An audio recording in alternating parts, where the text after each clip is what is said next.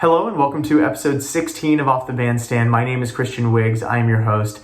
Today's episode is Fabio Augustinis, who is someone who's very dear to me and has been a close collaborator over the past several years. Fabio is one of the most called guys in town, just working all the time, not only because he is so versatile and because he's so attentive in his playing, but because he is an incredibly sweet human being. He always has a smile on his face, is always positive and upbeat, and just shows up, does an amazing job, makes the hang, and what else could you ask for in a musician? So in this episode, we talk about, his compositions and what his process looks like, especially when creating, wide, dense landscapes in mass works, like one of them that we talked pretty, in depth on that he released near the beginning of the pandemic. And we also, feature a clip of it at the end of the video as kind of the outro of the episode. We also talk about him using the downtime to, refine and pick up new skills, like mixing and mastering and video editing, so he could safely stay connected to his audiences and keep the music, flowing and keep creative, new original content coming out, even though we have to do everything virtually and separated. And then we also talk about how the celebratory time of Carnival turned into not only a single gig from hell, but an entire week of gigs from hell. So stick around to the end so you can check that out.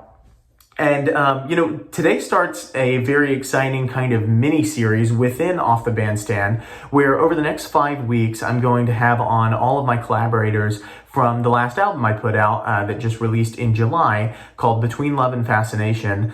So you're going to be hearing from today's guest, Fabio Augustinis. You'll be hearing from Matthew Maldonado, multi-woodwind instrumentalist, David Mescatique, my close collaborator for the past 5 years, a piano player, I should mention, Ben Trish, bass player, and Marco Antonio Santos, guitar player, who also had a great deal of arranging to do with the new album. So each one of those guys are going to be on, and we're just going to, talk about everything we normally talk about, but it is going to lead up to, on the day that the final episode of that mini-series premieres, November the 12th, we are going to finally have the long-awaited celebration of the album release show for Between Love and Fascination.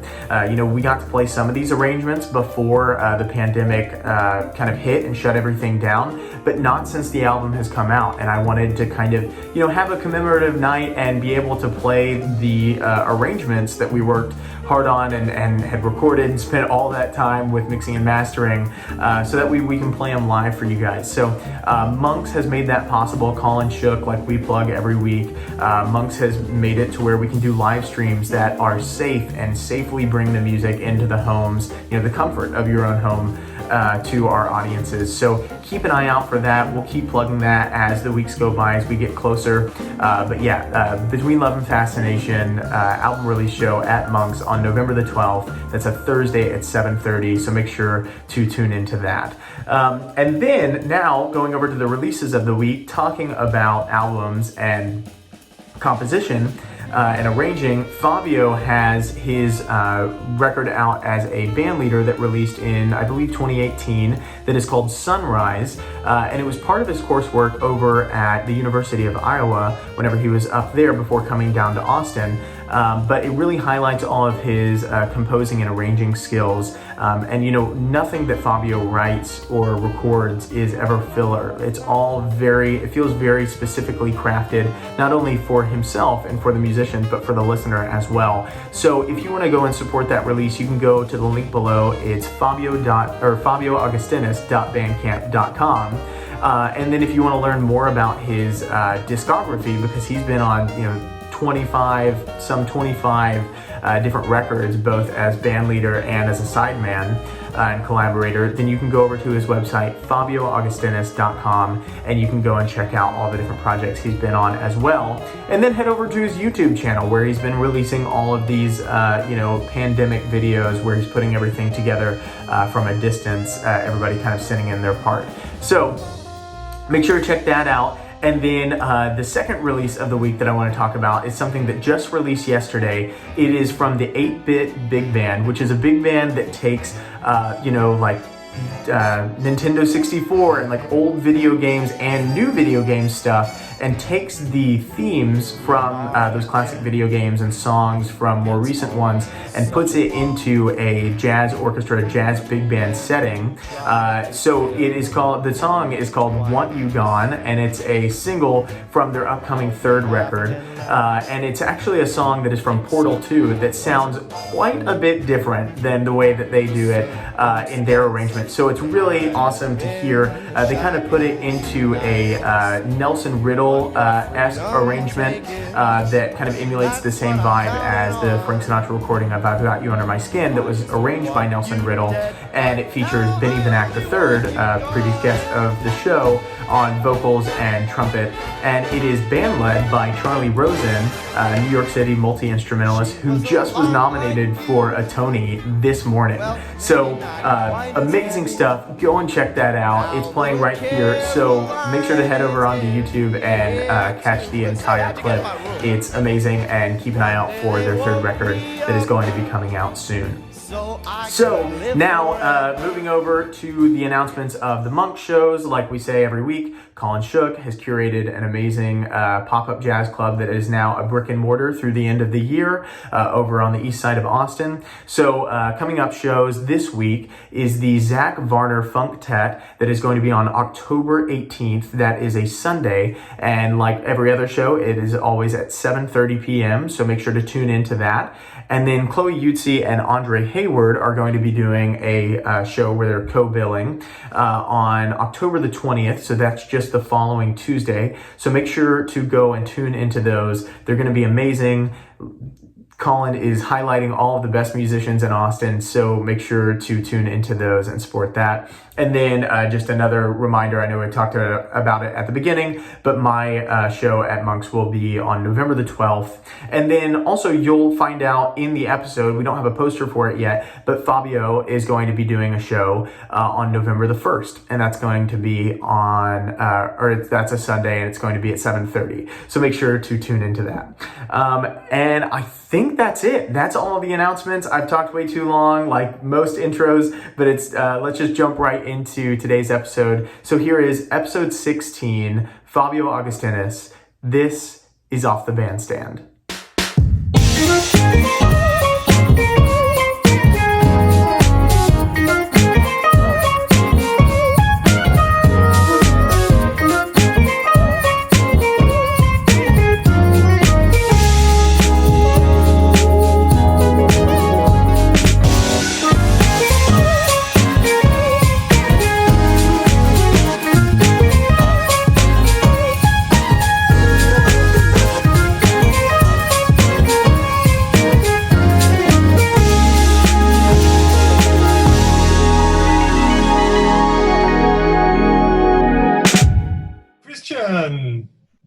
And the wigs. That's me. Oh man. Wait, do you actually know about that?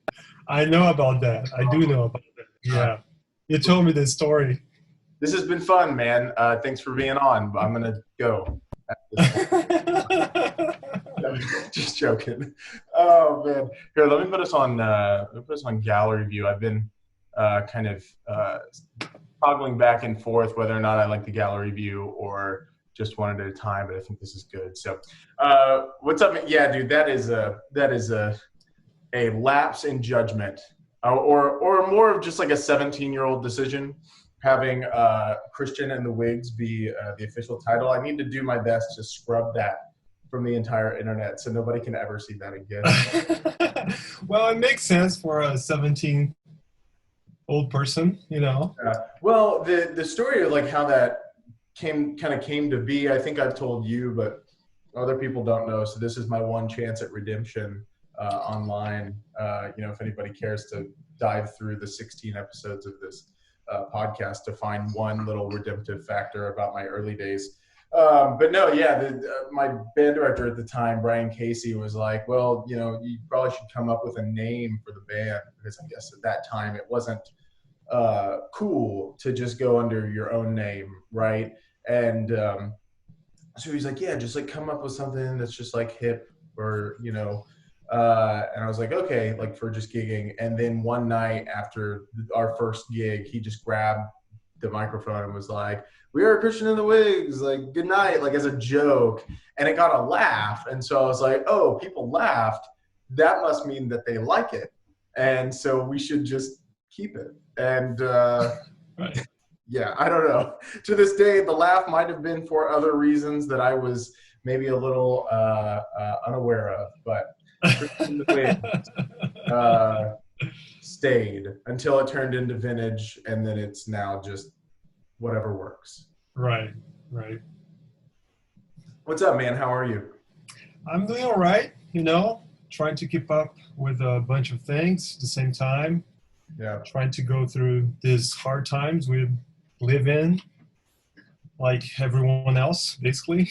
Yeah.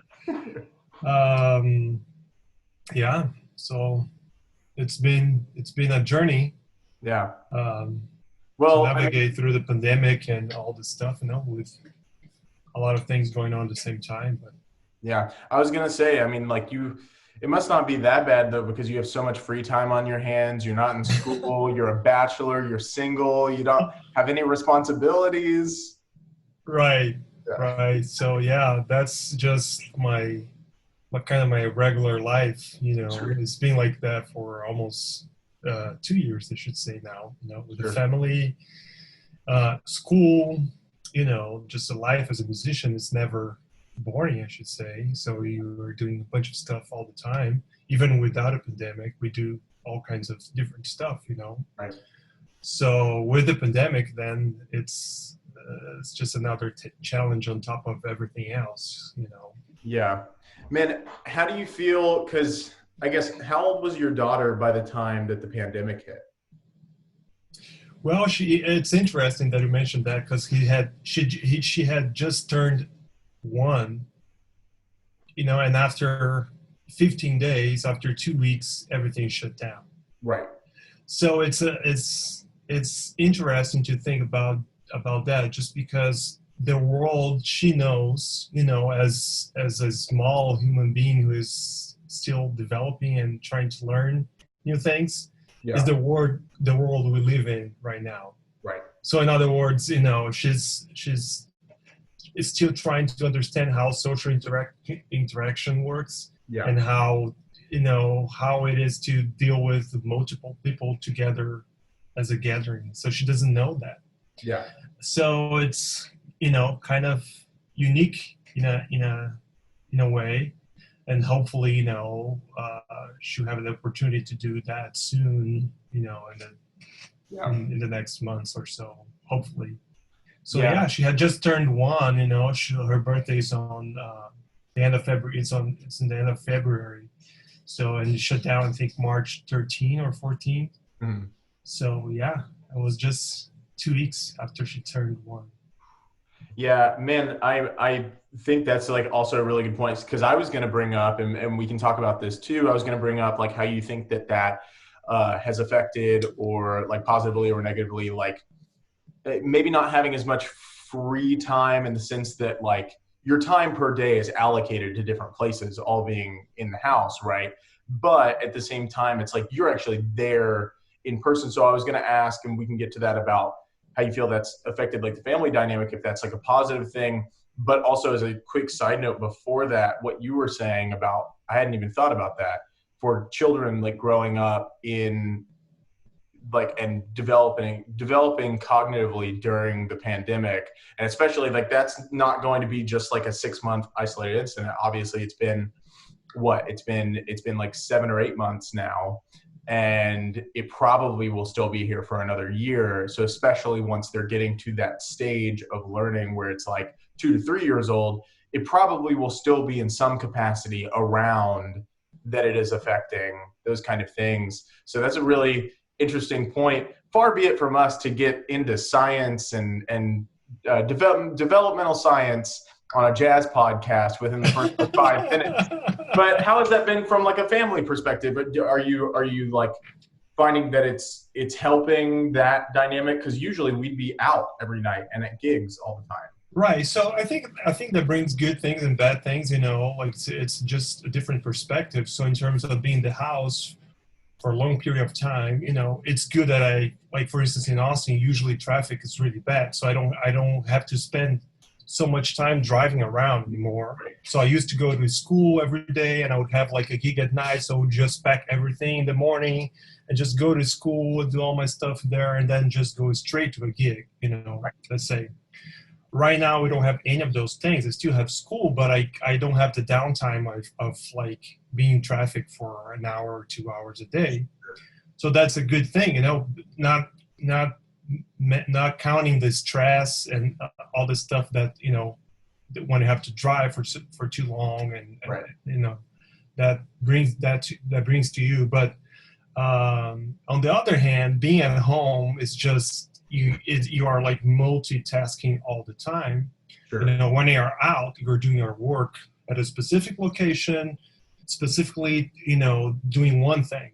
Yeah. Here is just like at my house, I was able to, you can see like this little room here. I turned into like my own home studio / office or whatever. Right. So I stay in this room most of my time when I'm working or doing any music thing related. I practice here. I do all my lessons here, all my classes here, everything I need to do, I do here professionally. When I'm out of here, I'm with, with my personal life, basically. Sure. So, but still, even with that separation, it is hard sometimes because the family is at home all the time as well. Mm-hmm. Sometimes there's an emergency or something I need to do, so I need to stop doing what I'm doing and then just go out, fix something, do whatever I need to do, and then come back. So that can be an issue sometimes when you have to concentrate for a long period of time on something, or if you're trying to develop like a long time project like I'm doing right now. Sure. Sometimes that can be an issue, So the good and the bad of those kind of situations. And, as a matter of fact, we have more time now, because gigs are not happening. So I was playing all the time, luckily, before the pandemic. I was playing like, that because we work together all the time. Yeah. So right now I'm not playing as many gigs as before. Mm-hmm. So I do have more time at night. And then sometimes it's just the period that I can produce more stuff, Yeah. I think it must have been, I guess it was the first episode, and we've kind of talked about it in other episodes too with other people, but I keep using the word we. It's just me. It's like I have a team. No. But we kind of talked about how like a Friday and Saturday night, having that off for several weeks in succession, like March going into April and all this stuff, like felt very weird, but at the same time, it felt like a nice, like opportunity to take a breather, and just like relax. How did that feel to you? Was that kind of like, because I feel like we've all had situations where we're starting to have little breakdowns here and there where we're just like, what are we doing? Because like our entire livelihood has kind of been put on like indefinite hiatus. I mean, some of us are still lucky enough to where we have some gigs, whether it's stuff like the Monk shows or it's stuff like, like Tommy Howard just played Central Market. We've been booking some of those virtual gigs. So the work is still there, but obviously in a much smaller capacity than before. But how have you been dealing with that? Has it been a pretty seamless or smooth transition or I think the perception on that changes over time as well.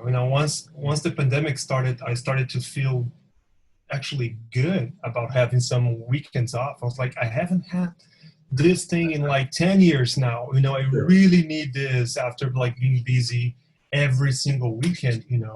We don't have like a, business hours. It's off, 8 to 5 or 9 to 6 or something like that. So we were always doing stuff all the time. And I don't think that's a good thing, even if you're a musician, that does things all the time. Sure. I don't think that's healthy at all. I mean, we need little breaks, and sometimes we just can't afford those in any terms. So at the beginning, I started to enjoy those breaks. I was able to watch a movie on a Saturday night. Believe that, But then over time, that was like, man, like it's Saturday. I need to do something. It's gig day. Or it's Friday, I need to get out of the house to play, I need to pack my car, I need to load my car and pack my stuff and do all the things we are used to do, So that changed a little bit in different directions, at least for me. At the beginning, I enjoyed that extra free time over the weekends. And then after like a couple months or 4 or 5 months, I was like, yeah, I kind of miss those weekends. Yeah. But I think that changes as well, depending on the person. Like, I'm still busy doing stuff during the weekend with school, with the work I do at school, some students I have. I'm still busy during the week, so I'm not looking forward so much to those, Saturday and Sunday nights or Friday nights, whatever, just because I still do things during the week. If I had like all works, all gigs, all students, all whatever things I did during the week vanished, then probably I would, miss even more the weekends and the gigs and everything. Sure. Yeah. Right now we're back kind of to a kind of a balance somehow. We're playing a little bit. The gigs are starting to come back somehow. Not a lot, like you said, but at least a little bit. Yeah, enough to like scratch the itch and remind us that like, oh, this wasn't a dream, Exactly. And something that I was thinking about just now that I guess I haven't really like put it into words, but some things that you were saying had resonated with me. I was like, oh, maybe that's how I'm feeling this way. Because you're right. Like, I mean, in my case, right, like I'm not in school, so considerably, especially comparatively to somebody who's finishing their doctorate and all of the stuff that like the duties you have as a TA and such, because you're still doing the TA stuff, right? Like teaching yes. and stuff. So you have like these things to do, but also, sometimes you're like, I want to break, but also I feel like maybe I'm not doing too much.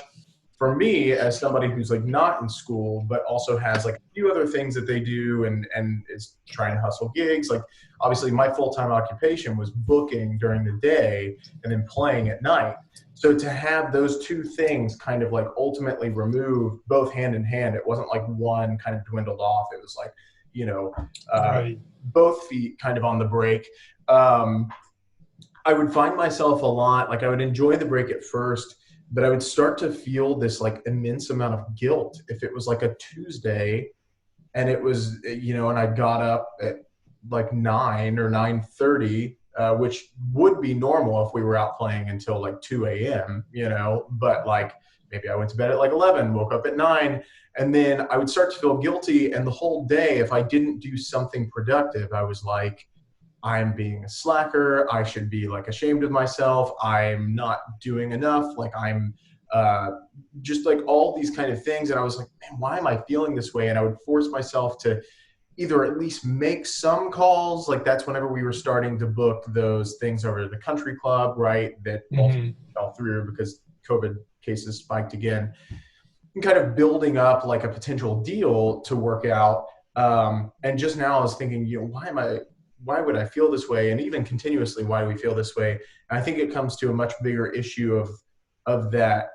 I think musicians and artists, our work is almost across the board by the general public. Let's say the general Facebook commenter public who think that they can just say like whatever they want without consequences, like about people they don't even know. But that like our job is not a real job, right? Like being a musician, being an artist is not a real job. And I think once we had that taken away from us, we were like, oh, well, we're not as active, but not from a lack of laziness or not from a path of laziness, is from a lack of things to do because our entire industry is put on hiatus. So I think I guess the only point of me saying this is kind of working it out in real time. Fabio's been my therapist right now for the past 20 minutes. But also from a perspective of, I hope that if any other musicians are listening to this and hearing this, that they know it's no, you're not being lazy. This is just the state of how things are. Imagine Broadway actors right now, Broadway actors make what? They probably clear 250, 300K a year, something like that. And they're at the height of the industry. But right now they can't do anything. So it's what should those people go and get a job at HEB. Like, there's no shame in doing that. People have to do what they have to do. But like, should it be expected of professional career musicians or actors or creatives to just immediately jump ship on their industry or on their profession because of the fact that there's like a lull? I think that kind of furthers the societal like assumption that we have like a job that is like lesser than or like a hobby. And it's like, yeah, you can do that until, not to make a pun, but like until the music stops. And then it's like, wake up and smell the coffee brewing. But I think that can be somewhat toxic, especially for us that are trying to navigate and figure out what the best thing to do is with our time that doesn't make us worse at our profession, but also doesn't leave us idling for 10 months, which can lead to us going crazy. Yeah, right. It's a hard task to find a balance, even without the pandemic, like we were talking about. It's hard to take breaks when we don't need to take breaks. Sure. And on the other hand, it's the same deal when we don't have work or when we don't have anything. It's Right. kind of hard to allow yourself some time to do other stuff other than just working, with music. Because when you practice, we are working. When you are booking, you are working, and you're not working for the period of time we're just on stage performing. Right. There's like a bunch of things around that, and we kind of need to understand that other occupations don't require that extra work that we put in. Right. A lot of times they're not even compensated, Sure. Properly.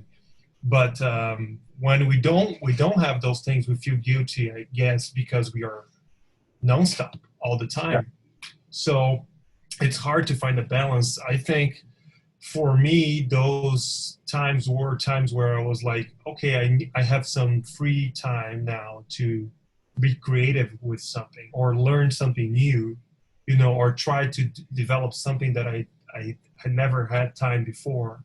Sure. This time, So that was just a matter of opportunity in my case. But I felt the same way, like I don't have anything. Like over the summer without school, I was like, I don't have anything on my schedule today. What am I going to do? When I practice 10 hours a day, well, maybe I'll do that, but after like a month, I'll be tired of this, and I still need to pay my bills. So how am I going to deal with that? Exactly. Something you had said right there was that you were like, all that stuff that we're not being compensated for. And you're right. It's like the thing that we get compensated for that is our work is literally like the tip of the iceberg. It's like the gig is like that top triangle. And then there's the massive amount of ice of like, that's where our work has been of us practicing like 5-10 hours a day, and I feel like another thing that maybe not enough, I think a lot of musicians could probably agree if it was brought up, but it's not brought up enough. Man, like people say, like a big part of your practice is listening. But I feel like sometimes if you're just listening to music all day or like listening to music, maybe like 7 hours a day, and then you shed, like you're actually shedding like on the piano or whatever your instrument is, for like 2 hours a day, they're like, oh, you didn't practice that much. It's like, no, man, like if I put on, every, relaxing, cooking, working, steaming, Miles Quintet record, and I listen to all of those maybe like twice over in a day, that does more for me than like an hour at the piano could do, because I'm learning that vocabulary and then I can like transfer it either by comping chords and then like scatting over the changes or like playing that actually on the piano. So, just to right, and it's just like the clock time is not usually the time that works for us as musicians, So you can listen to one album a day, spend 45 minutes listening to that, and being like super, diligent. Listen to all the stuff you can, like you're saying. You are transcribed, trying to learn stuff by ear and shedding afterwards, and trying to get the more you can out of the album. Or you can listen to 5 albums a day while you are just walking and not paying attention and talking to other people. Yeah. You know what I'm saying? So it's like we're spending 45 minutes in a one way or spending 5 hours in a totally different way, and you're still doing the same thing, still listening to music. Same thing when you practice. You can spend 1 hour and be really productive, or you can spend 5 hours and just do a bunch of stuff that makes no sense, or that, doesn't give you anything good. Mm-hmm. So I think like that time is kind of a dangerous thing to think about clock time when you deal with music. Like you're saying, when you perform, you're just performing for 1 hour, but that 1 hour actually reflects 20 hours, 20 weeks, 20 months, 20 years, maybe, of you, of the time you put in to be there for that 1 hour. So clock time is a dangerous thing, I guess, for music, and it works in a different way for different people too. I mean, speaking of practice, I can't practice 8 hours a day. I can't, physically and mentally as well. I can't sit down on my instrument playing for that long and be concentrated. So I feel that's not productive. For me, I guess there are people who can do that. But for me, I need to stop. I need to listen to, if I want to continue studying or practicing, I need to listen to some music. I need maybe to write some music. I need to move to a different instrument, say, try to write something on piano, and I need to do different things. And if I have like a whole day to do something. Right. But that's just me. Some people can play their instruments for 8, 10, 12 hours a day, and they're just fine, Right. So I guess it's just a matter of like thinking about what works for you. Yeah. And like, I think definitely, especially with, we all have like our different ways of getting fatigued, but I think especially with like your instrument, like that's a super physical instrument, right? Right. Super physical instrument. So like noisy as well. And noisy sometimes. Sometimes I'm just sick of hearing the sound of my drums. Right. It's like I'm tired of this noise per se. I need to take a break from that. So that's another thing. It's physical and it can be noisy somehow. Yeah. Of course, I use earplugs and study with that. Sometimes I study I practice on a practice pad or something, but it's not the same when you're playing the instrument. If you play for too long, it's kind of, at least for me, I get sick of the sound of it. So I need to listen to a record or switch instruments or write something or do something else. Yeah. How do you feel, man? And this is, I was going to say maybe it's getting into semantics a little bit, but I don't think so. I think like open conversation about a lot of different like ideas of practicing and shedding, and then just like making your own sounds is worth having the conversation at least. But how do you feel about that, going back, about like the difference between really intently listening and like passively listening? Because we touched on that, but like I will find that for transcribing, obviously you have to be very like diligent with listening, right? Because that's like, you could listen to something passively for like 2 weeks and your subconscious will pick it up and you'll probably be like singing along with the solo, but it's a little less of a analytical standpoint of like you're thinking like if you really sit down and like transcribe it, you're like, oh, these work over this because he's outlining these changes or whatever, as opposed to just getting it in your ear to where it's just like, oh no, this makes sense ear-wise over the changes. But I think those are the two sides of the coin of like what we need, right? We need the feeling of like where it's free from being super analytical and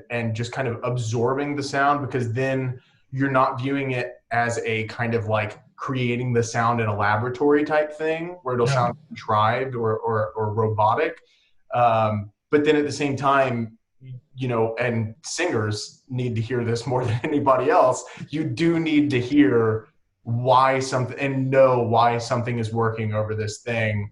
Like I have like some people who I'll be talking to and I'll say, other singers, and this is not at all like a, because these people maybe are not jazz musicians. This isn't a slight or a dig at them at all, but I'll say, if they're having trouble with a line, I'll say, would it help you to know what part of the chord it is that you're singing? And they're like, no, it would mean nothing to me. And it's like, I understand if you're not so much in maybe a set of music that is like improvisation. If you're not into improvisation as much, you might not need it as much, but I do still think it's imperative. So what's your opinion about that? I know I went, what's your opinion? But before you say it, let me just say all my opinions. But now I will stop talking and I will let you tell me what you think.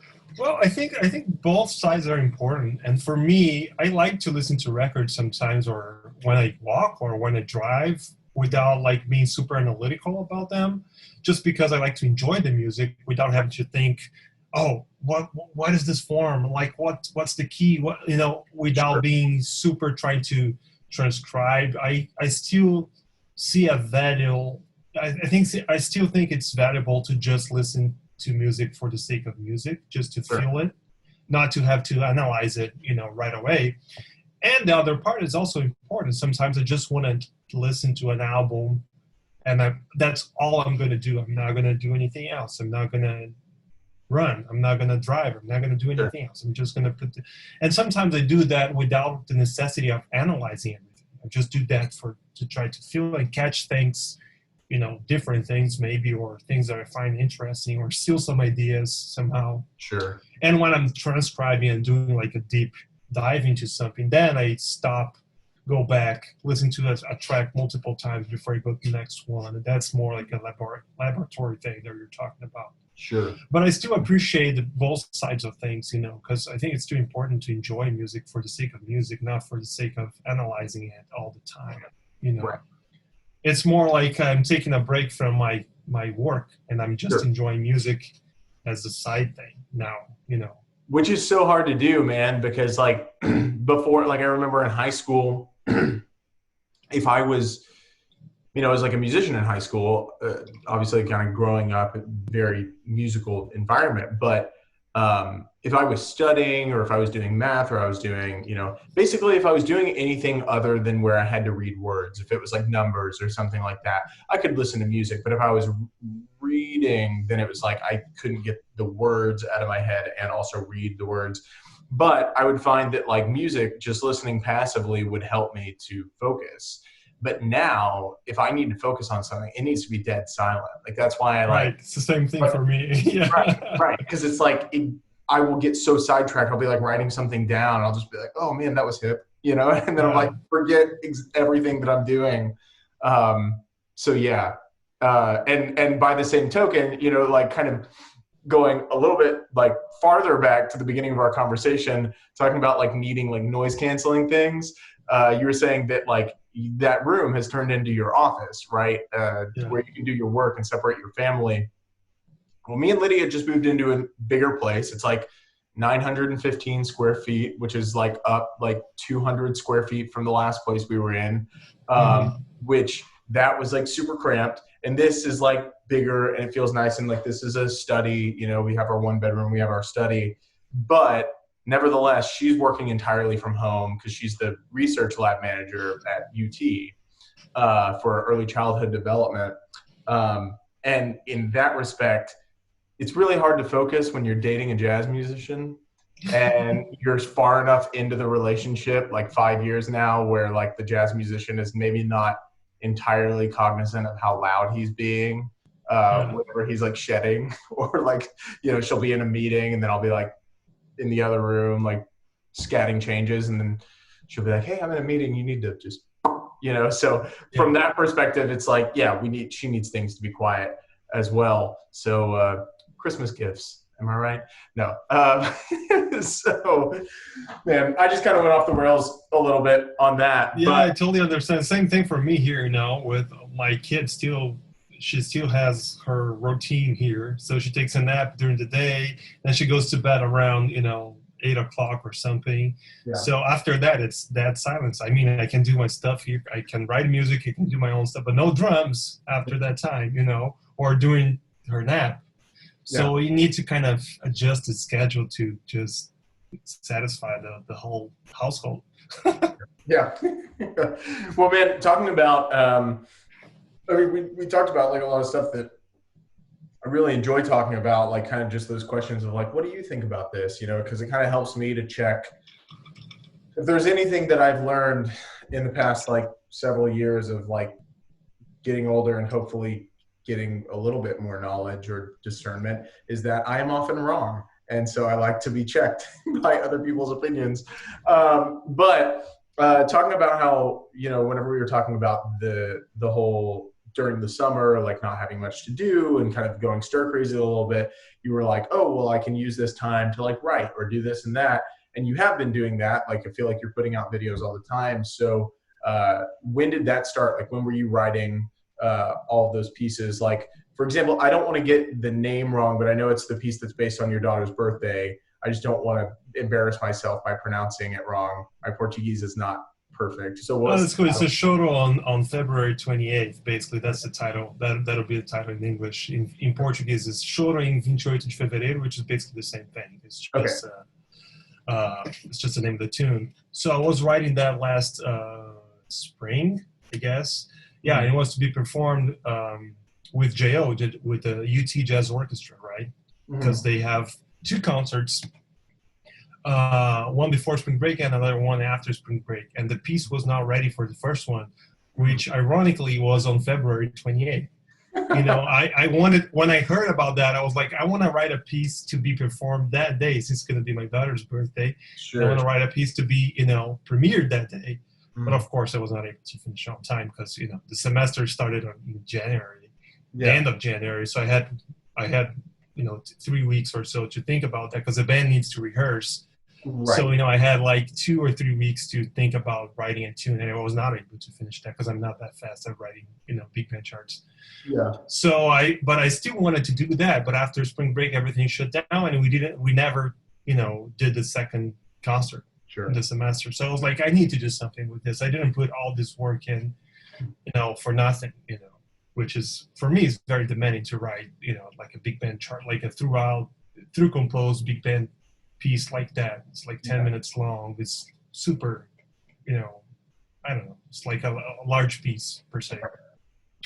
So I decided to was like, I've been seeing like a lot of people starting to do videos online. So I'm just going to learn all that. And that's how I spent a lot of that free time with, just learning, just putting this room together, first of all, do the acoustics, and trying to, research a little bit on acoustics, try to see what would sound okay without going, without break the bank per se. And then I put the same thing with the gear here, microphones, did some research on that, and audio interface. And then I started to learn all the softwares, things that I didn't know. I did know some things because I had, back in Brazil, I had my own home studio. I was doing that kind of stuff there. But it's this is a very dynamic, I guess, field in a way. It's like computers. After 1-2 years, there's like new things coming up, new softwares updates. So I had to kind of relearn part of that stuff, especially for the video aspect, like video editing. It was like a challenge at first. So it's like, I'm going to use this time to learn this thing because I think this is going to last for a long time. And if I want to produce any kind of music, it's going to be that way. So I'm gonna learn how to, record at home with a good quality, with like the best quality I can at home, and I'm gonna learn how to do the whole production by myself if I need to. Sure. That also opened some doors in terms of how I could offer as a work. So over the summer I worked for a summer camp. I wrote arrangements, and I mixed audio. So people just recorded from their homes for the camp. The kids just recorded. Everybody recorded and sent me the audios and edited everything, mixed everything. Oh, wow. Edited the videos, did all the work for them. So that was like a good thing that happened out of just learn the technology stuff. Yeah. And right now I feel that I did a good thing with that, just because right now you need to learn at least the basics. Otherwise, you don't produce anything. You can't produce anything without the basics of each of those things, So that's how I spent most of my idle time in terms of like learning new things. I was like, I want to learn this thing for real. So I just learned by myself, but I watched a bunch of courses and videos on YouTube, how to do this and that, and updated systems, did a bunch of different stuff to make things work the way I wanted them to work. Yeah. Well, I have to say, I mean, first of all, like that's no small feat. I mean, you make it sound pretty easy.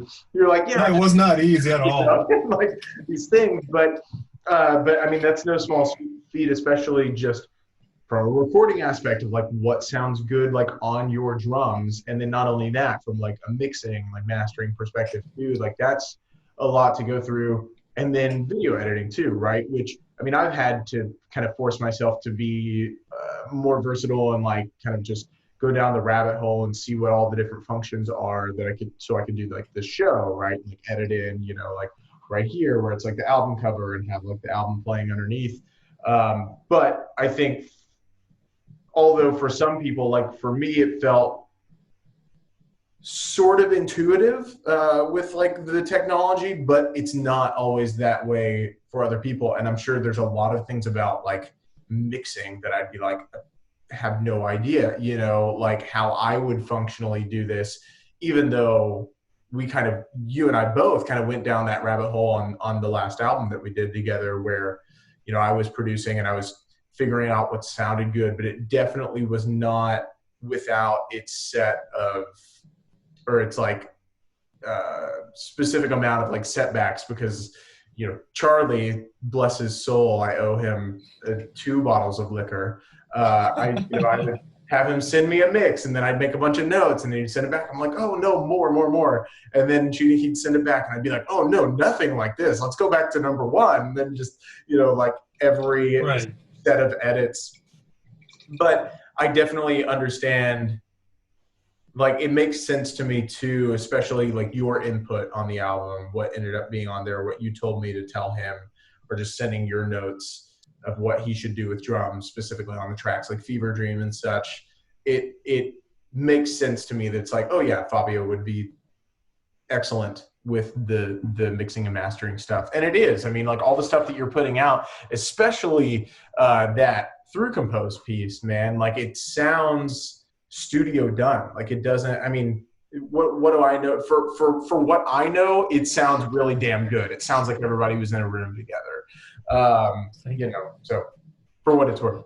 Yeah, I mean, that comes a little bit, you know, with the experience of just recording yourself or recording with some, you know, other people in the studio, and you see like what works and what doesn't work, and you see the engineer working, and it's, oh, how do you do that? You know, I use a EQ here, I'm cutting a 3K here on the cymbals because of this and that. I was like, oh, okay, I'm learning now, you know.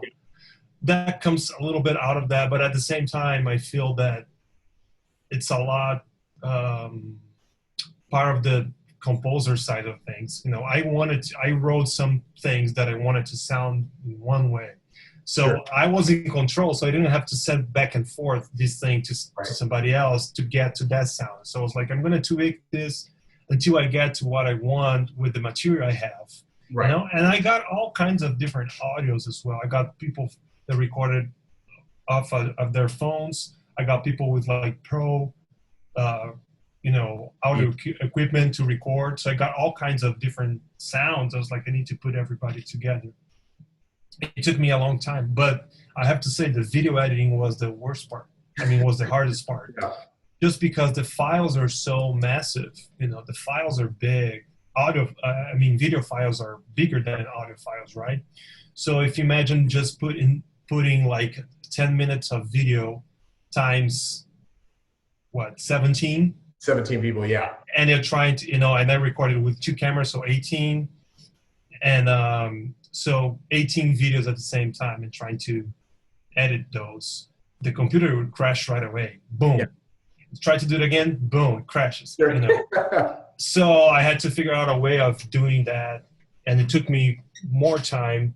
It took as much time to edit the video as it took me to write the piece, I should say.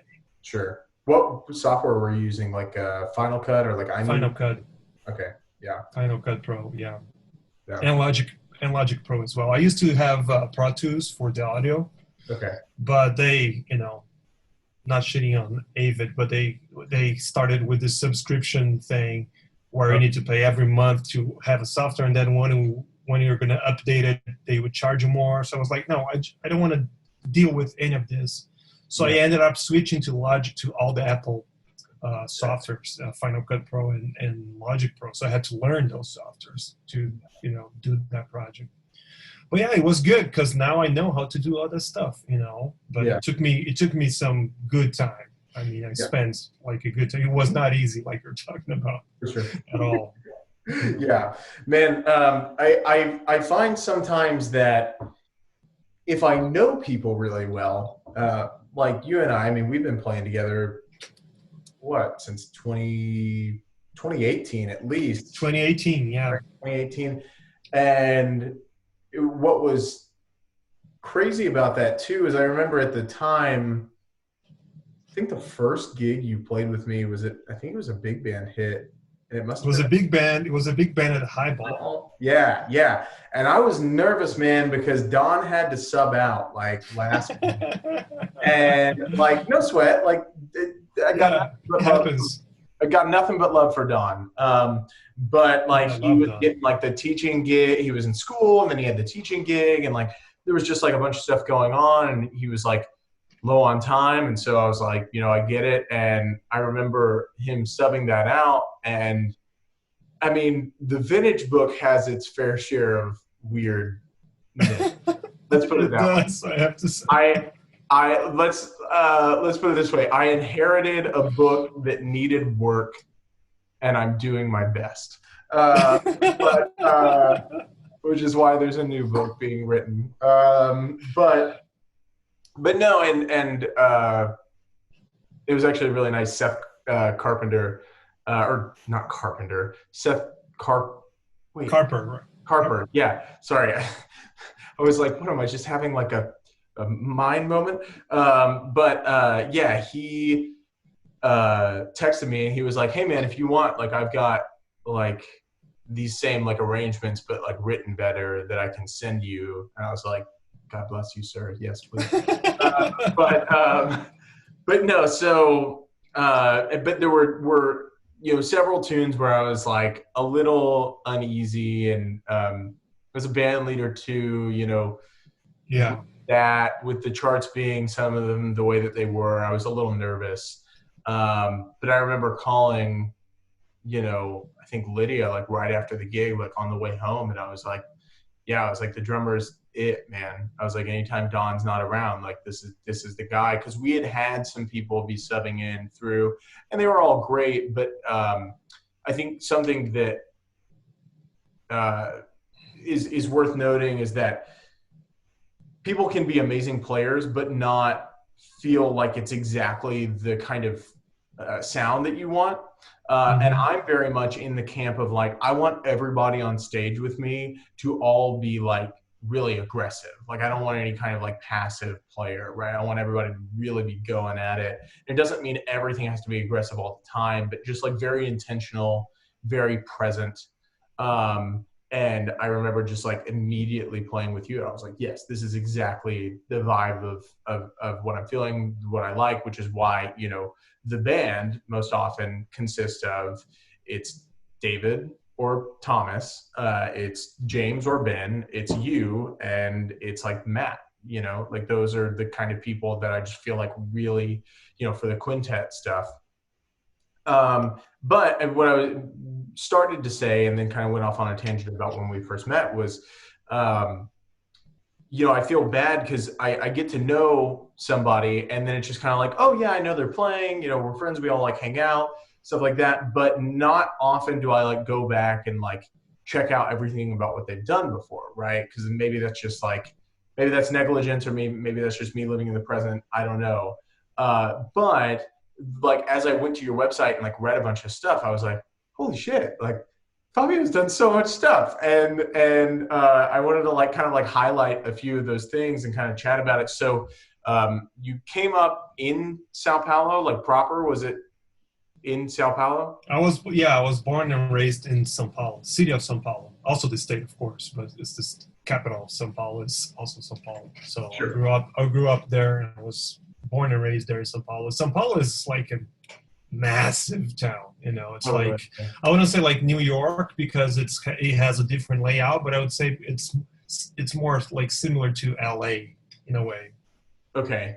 So it's as big as LA, for Gotcha. instance, you know. So it's probably in the top 10 biggest cities in the world. Okay. So yeah, so I grew up there, and then I just moved out of São Paulo to go to Campinas, which is a city, you know, 15 minutes or an hour from São Paulo. It's not too far. Also in the same state, to do my undergrad there. Mm-hmm. And then I never came back. I never went back to São Paulo, you know, after my undergrad, just because it was too much of a hassle for me to live in São Paulo, you know, deal with the musician's life there. Basically, there are a bunch of great musicians. São Paulo is an amazing cultural center, you know, for the entire Latin America, if not for the whole world. Sure. You know, a lot of great musicians, a lot of great culture and everything. It's like everything you would expect from a big town. Mm-hmm. You get there, but at the same time, it's also the issues we have in big towns, you know, like imagine yourself moving to LA tomorrow or New York, you know, you're going to face a lot of challenges. And I was not into that anymore because I was, you know, dealing with that for basically 17 years. And I was like, I don't want to deal with this right now as a professional musician. So I continued to be in Campinas. Campinas is like the size of Austin, basically. So it's kind of, okay. It's not a small town, you know, it's not a town in the middle of nowhere. It has a scene, it's smaller, so it's easier to know people, it's easier to get to play more, you know. So I decided to stay there, and I stayed in the region of Campinas for all those years before I moved to the US. Sure. So I stayed there for 6 or 7 years. And basically I was doing the same thing. I was gigging, I was like, you know, I had my own home studio, so I would record remotely. Sure. And I was also involved with music production and cultural production, just writing grants and doing tours with those grants. Interesting. So, like, you were writing grants. So, like, what did that look like? What were you writing the grants for? Was it writing grants for yourself that you would submit to get approved, or were you writing grants that were just like general open for application? Well, usually those grants, well, in Brazil, they have a lot of public grants, you know, that the government funds projects, cultural projects per se. So maybe like I would have like a grant of like, you want to record an album? You can write this grant and get this money to just record an album. You know, and then there's like it's a competition, right? So you write a grant, you submit it, and if it's approved, then you get the money to do your project. Sure. Okay. And it's like I'm saying, that's like it is easy. It's not easy. Sure. You know, there's a lot of competition. It's like way many people submitting their materials to the same things. So, but I did that, you know, a bunch. I would say. So I was kind of involved in the managing part of arts and writing those grants and also producing all those concerts and gigs and albums and all this stuff. When I could, I would write those grants for projects that I was involved with, like as a musician. Yeah. So that way I could, you know, do both sides, like you do when you book stuff. It's kind of basically the same thing, but I would start doing the project from stage one, which was just writing and submitting the materials, until the end of it, which was just producing the concerts or the albums or whatever. You know. On whose behalf was it? Was it as an independent contractor or musician? Was it on behalf of a company? Was it on behalf of... I had my own company. So I would submit through the company to a specific, you know, to those government, to the city or to the state or to the federal government. Yeah. And then that would be for a specific project. So let's say Christian Wiggs, you know, had a quartet there and he wanted to record an album. I was like, I'm going to submit this project to this, through my company, to this grant specifically. Sure. You know.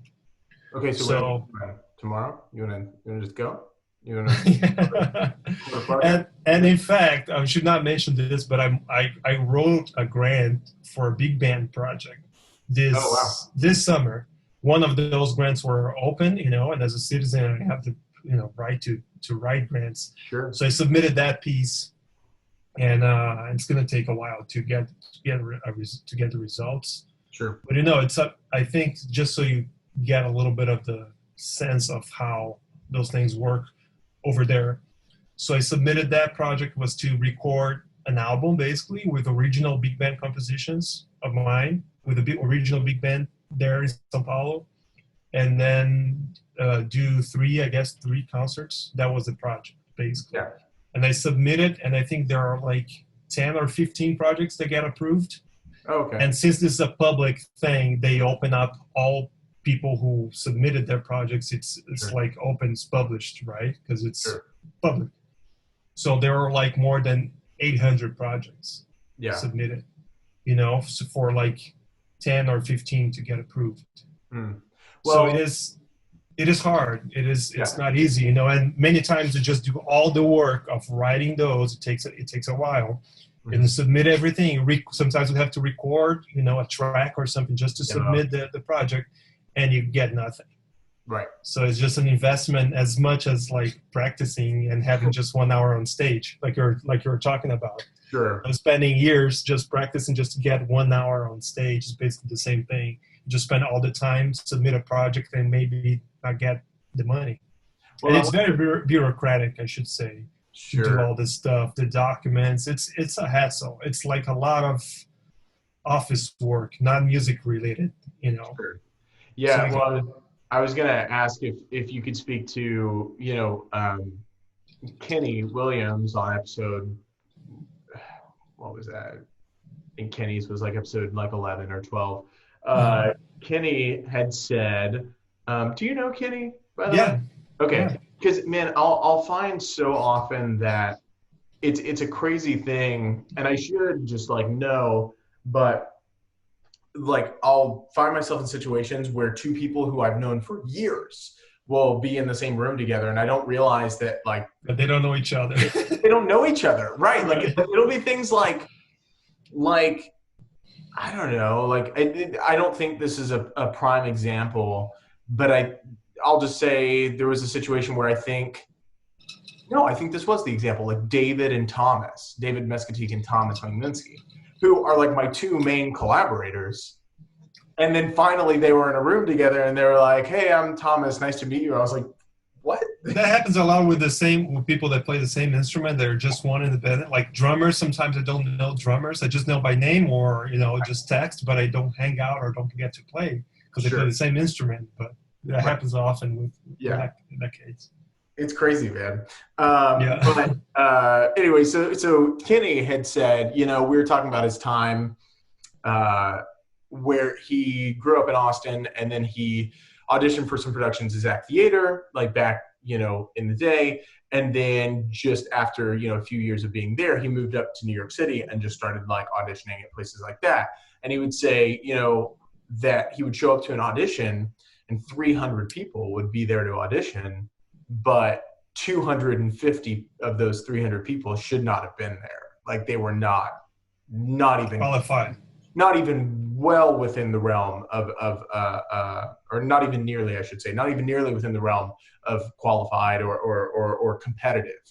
Right. So would you say that, you know, when you open up a public kind of grant for anyone to kind of record an album, especially musicians, you know, there's a dime a dozen of us, you know, that are like, oh, I'm a musician, but it's like, you know, maybe. But maybe I shouldn't be so talking shit. But I just mean like not career musicians, meaning to play guitar, you know, that kind of thing. But in that same kind of vein, you know, like, would you say that with a public thing of submitting a grant for themselves to record an album, would you say that there's probably a large amount of them that are just kind of like, all right, and, you know, we'll table these, we'll put these over here, and then like make more room for the competitive stuff? Or is the nature of like the cultural and music scene in Sao Paulo just like overwhelmingly amazing, where it really does make it super competitive for the majority of applicants? I think over time, you know, these grants are not a super old thing, culturally speaking, there in Brazil. So like over the past probably 15 years, people started to hear about those and started to, oh yeah, I can submit that and get some money to do that kind of stuff, you know. So probably more people are applying. But at the same time, I guess you're right. Like I was saying, 800 projects to get 10 approved or 15 approved. Out of those 800 probably there were like 300 or Sure. 400, maybe 400 that were good. They were like, you know, okay for the grant.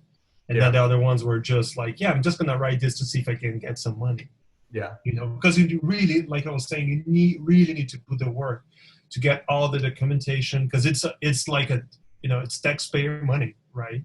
Mm-hmm. So you need to have like an accountant, you have to have a company, you have to have everything legalized and everything like ready to go to write those and to submit those, you know. Otherwise you can just go to jail, basically. Sure. So I'm sure there are like a lot of people who are just like thinking that way. It's like, oh yeah, it's like open, it's public, so I'm just going to submit, see if I can get some money.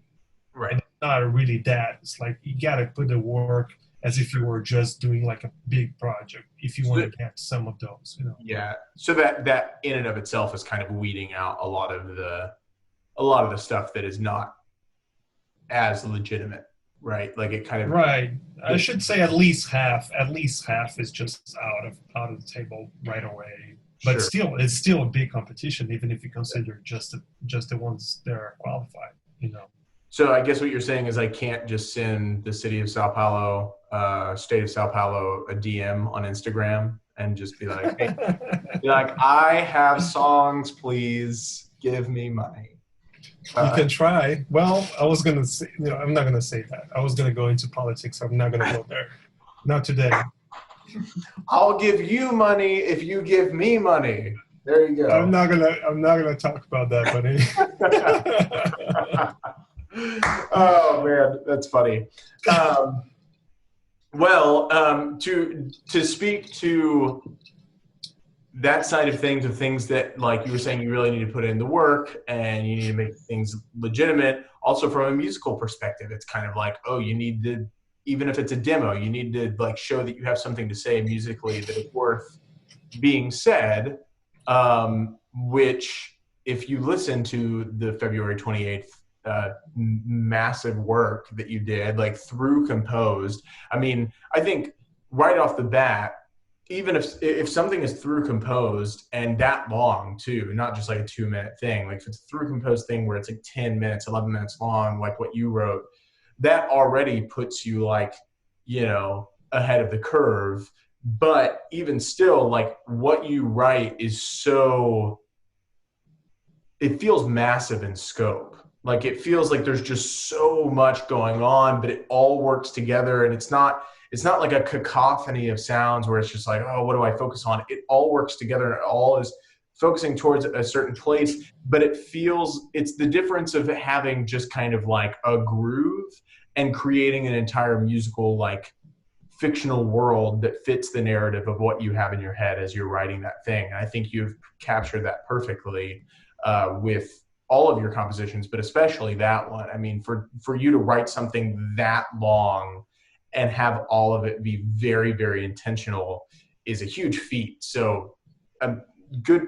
I was going to say good for you, but that sounds weird. I'm going to say like congratulations. I'll say that. That sounds more reverent. I want to make sure to have some reverence for your piece. But really, man, like that's an amazing accomplishment. So how does that work for you? And because I mean, I've tried to do things like that on the record we did together, right? Like on Witchcraft, I was trying to think about, okay, how can I add these backgrounds and kind of like expand the musical texture or like density, right?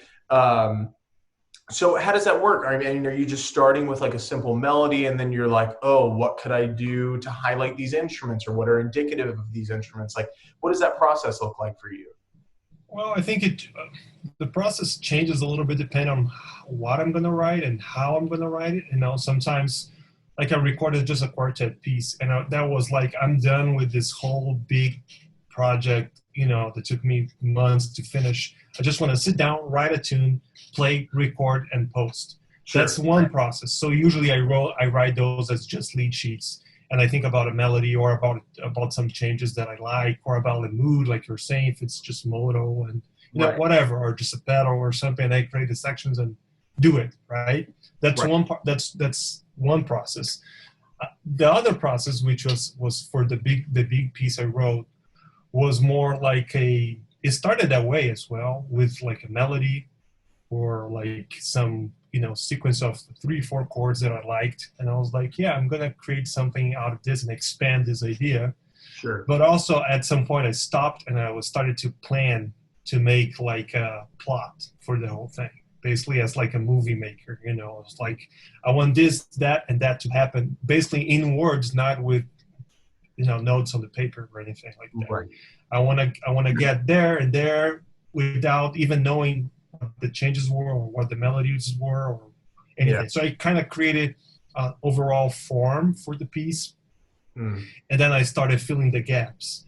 And I also worked with like a reduced score at first, because I don't know, I feel it's manageable for you to just Sure.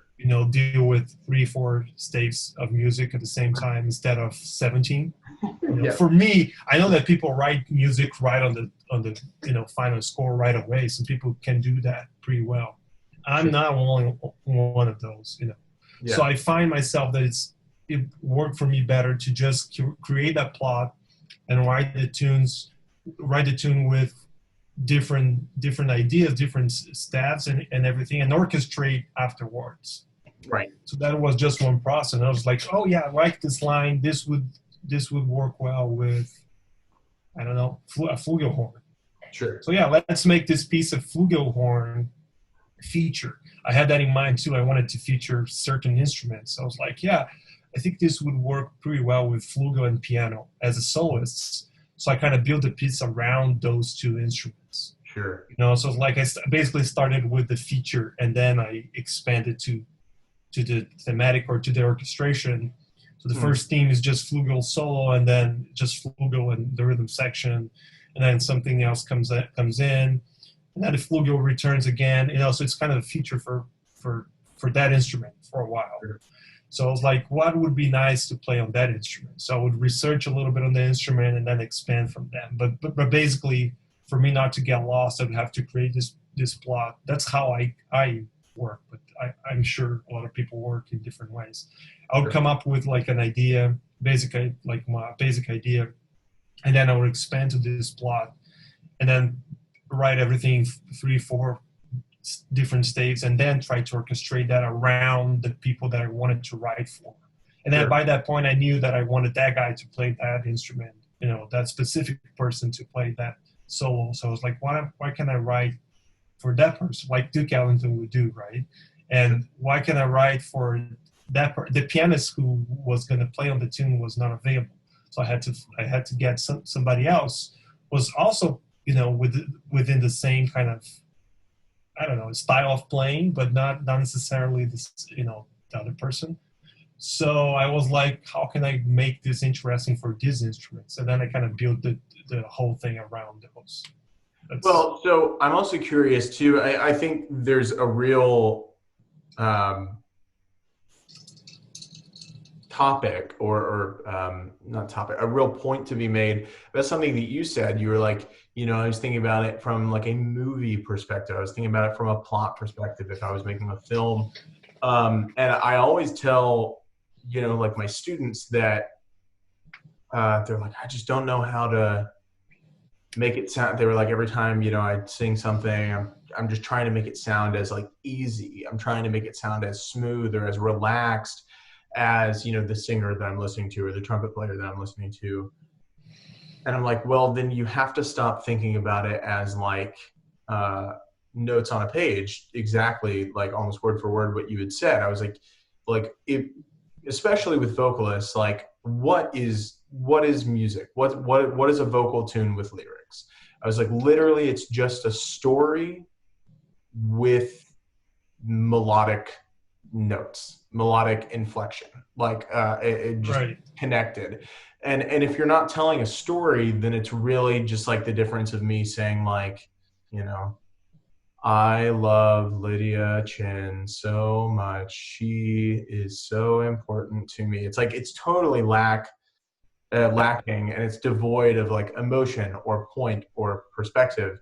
So from from that perspective, like you have to create like a narrative or a visual inside your head of like what you're thinking about, or at least, at the very least, an emotion or a kind of a feeling that you associate it with. Otherwise, like you said, it's just conventional or non-conventional harmonies put together in certain sequences to make something that is audibly enjoyable. And sure, you know, not all of our listeners are going to listen to the things that we write and be able to pick up on the narrative kind of thing that we were talking about, unless we were in an interview or a podcast talking about specifically what we had in mind. But it is important to try to get that across, because it's the difference of having something that emotionally is laying flat or elevated with the compositional idea intact or in mind. So back to that point, what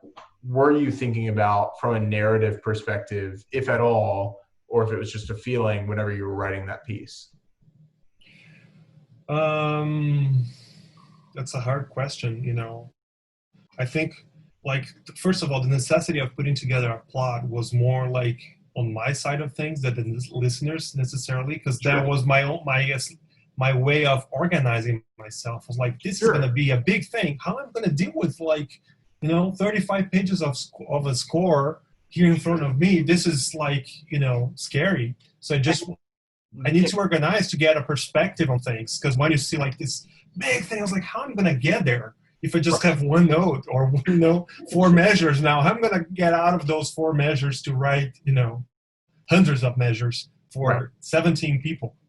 So for me was, first of all, a way of organize my thoughts, you know, that big narrative plot. So in musical terms, I decided to create a specific form for the first part of the tune. So it's like, this is going to be this form, and it's a rondo form, which is kind of a traditional form in choros, which is the style of music. So that was my initial thought. I'm going to create this plot, which is AABB, you know, A, C, C, A, and then improv section and solo section. So I was like, okay, I have a form. So how want to split this form now and create something that makes sense over time? So it's not a bunch of, it's not a puzzle. No, it's not a patchwork. Something that creates an arch. So then I listened to a bunch of stuff to kind of have ideas, you know, and the person who was like, you can see that piece resembles a lot of Marie Schneider's work. Yeah, I was like, yeah, she creates a flow, you know, like how do I do this in a way that creates this kind of flow, which is like gives you a sense of the storytelling perspective. You know, it's not a bunch of sections. Okay, here comes the bridge. Here's the bridge. Here's the A again. Right. How can I create this sense of flow, even though I'm repeating sections, even though I'm recycling materials, and I'm kind of using the same materials sometimes. So I kind of studied like a little bit of her orchestration. I listened to different, you know, vibes that she writes over, and other people as well, not only her. And I was like, okay, I think now I get a sense of how I'm going to create, you know, this part or that part.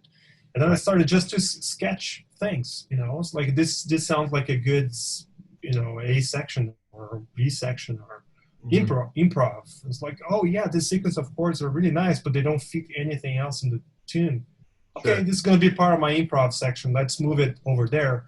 So from then on, I started to kind of do the patchwork a little bit, and then trying to connect the sections in a way that the orchestration helped me to tell this narrative, not necessarily the music itself, but how I'm going to add density or how I'm going to add more textures, you know, as time goes by, those 10 minutes, you know. So I think it's a combination of a bunch of different things: organization, the plot, the form, the orchestration, and how you're going to mix and match those things together. Yeah. Specifically with February 28th, obviously with that being like a huge day for you, being like your first and at this point only child's birthday, like how does that affect things? Was it more of like, I've written this thing and I want it to be, you know, dedicated, you know, if that's a word I should use, to my daughter, or was it something that you had her specifically in mind with any kind of narrative or plot that was influencing the writing of the music? No, I just wanted to dedicate that to her, basically. Yeah. You know, and of course I was like, I'm not going to create like a, you know, I don't know how to say this, like a tune that has nothing to do with her in terms of the art. I'm not going to create like a, I don't know. Sure. You know what I'm saying? Like a free jazz, super noisy, and, you know, I could do that, you know, and she can be like that as well. But it's not a piece that resembles her personality or my feelings for her or anything like that. It's just I wanted to dedicate something to her, and of course I had that in mind to be like this aspect of like a ballad, like a lush sound. I wanted that, but not necessarily because that resembles her in any way. I was just wanted to dedicate the tune, you know. Yeah. So hopefully when she grows up, she's like, yeah, he did something for me. Sure. In the middle of the pandemic, he created this. In the middle of the pandemic, yeah. Yeah, man, that's really nice. And then like the stuff that you've released, I guess subsequently, like you said, some of them have been a little bit more straightforward, right? Which totally, which does not at all diminish any kind of, you know, because there's that feeling of like, yeah, things can be super heady and super involved and super like complex and be very rewarding, but there's also something to be said about just like someone who is swinging ass, you know, just playing like a great swing, you know, groove, just like right in the pocket, and it speaks to it's just contrast. Like we as human beings, we like that, you know, like contrast. So I was like, after writing that, you know, after spending like months doing all that project, I was like, I just want to sit down, write a tune, play, record, and post. That's everything I want to do as fast as possible, because I just want to play this, you know, just want to see how it sounds.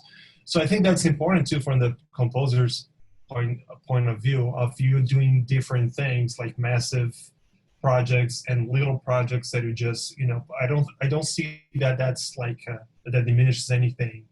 You know, just because you're doing different things, it's part of the. It's like when you put a set list together, you don't want to have 10 tunes in a row that are just 10 ballads. Yeah. You know. Or, well, you know, the same that have this. Well, maybe might argue that point, but. Well, yeah. Well, okay. So yeah, or like 10 free jazz if it's like a wedding gig. You don't want to have like 10 free jazz tunes in a row. You know what I'm saying? So you want to have some balance. I think it's the same thing when you write.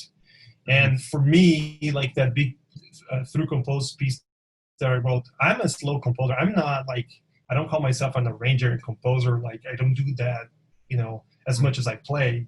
So I'm a slow composer to put that project together took me a long time. Yeah. So I was like, yeah, I need to do something that's going to take me little time now. Sure. And I think that makes sense in terms of ebbs and flows of life per se. Of course. Yeah. Like the other night I made, you know, Lydia was with her parents, you know, through quarantine very hard. And so she went and saw them for a couple days and came back, and for her to come back, I made like some salmon and some butternut squash with like a garlic Parmesan butter sauce on top, and made some bacon wrapped jalapeno cream cheese poppers. You know, it was kind of a weird mismatched meal, but it was all good food. And then tonight I might go to McDonald's. So really there's like, there's like a very big gap between those two things.